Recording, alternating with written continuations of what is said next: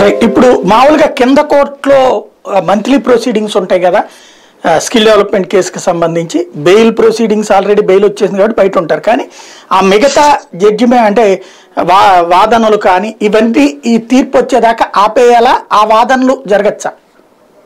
Case investigation నడుస్తుంటది, charge షీట్లు పడతా ఉంటాయి, ఇంకా పలు ముద్దాలు ఉన్నారన్నారు.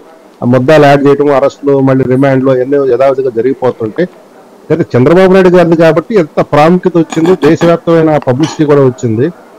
ఆయన వేసిన మౌలికమైన ప్రశ్న కూడా తీవ్రమైన చర్చనీయాంశం అయింది.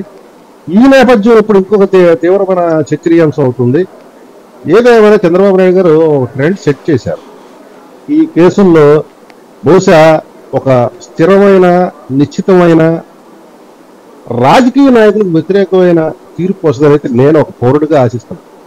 భవిష్యత్తులో ఏదన్నా వస్తే బాబు వర్సెస్ ఆంధ్రప్రదేశ్ గవర్నమెంట్ అని వస్తుందా బెంచ్ మార్క్ గా? ఉండొచ్చు. ఎందుకంటే ఎస్ఎల్పి ప్రిఫర్ చేసింది చంద్రబాబు నాయుడు గారు, ఆయన పేరుతో ఆయన వేశారు కాబట్టి Chandrababu Naidu versus state of AP అని వస్తుంది.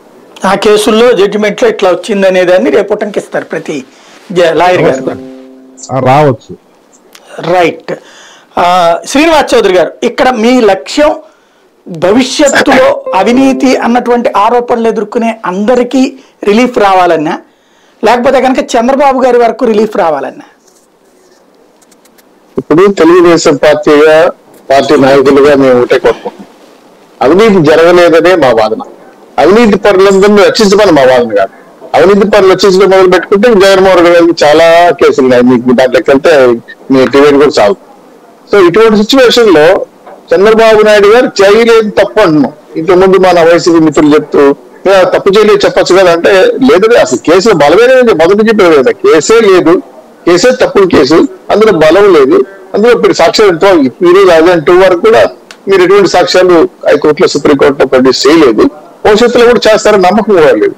కాబట్టి ఇది వాళ్ళు చెప్పింది న్యాయస్థానం ఏదో రిజ్యూమ్ రిబేంజ్ అనేది న్యాయస్థానం పదం వాడింది. అంటే అటువంటి రాజకీయ కక్ష సాధింపు చర్యలు ఈ విధంగా చేస్తున్నారు కాబట్టి ప్రతిపక్షాలు గొంతున్నప్పుడు తప్పు అని ప్రజలు భావిస్తున్నాం.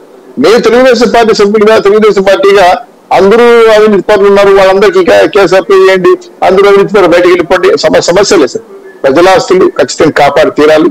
అది ప్రజా సంస్థానం. రాజకీయాల్లో ఉండే ఏ పార్టీ రావచ్చు, ఏ పార్టీ గెలవచ్చు, ఏ పార్టీ ఓడిపోవచ్చు. కానీ ప్రజాస్వామ్య పద్ధతుల్లో, రాజ్యాంగ పద్ధతుల్లో రాష్ట్రాన్ని కానీ దేశాన్ని పరిపాలించే నాయకులకి ఖచ్చితంగా తప్పు చేస్తే గుణపాటు ఇవ్వాల్సిందే. కాకపోతే తప్పు చేస్తున్న వాళ్ళు చాలా మంది మన దేశంలో వెళ్ళిపోయారు, వాళ్ళ మీద ఎటువంటి యాక్షన్ లేదు. తర్వాత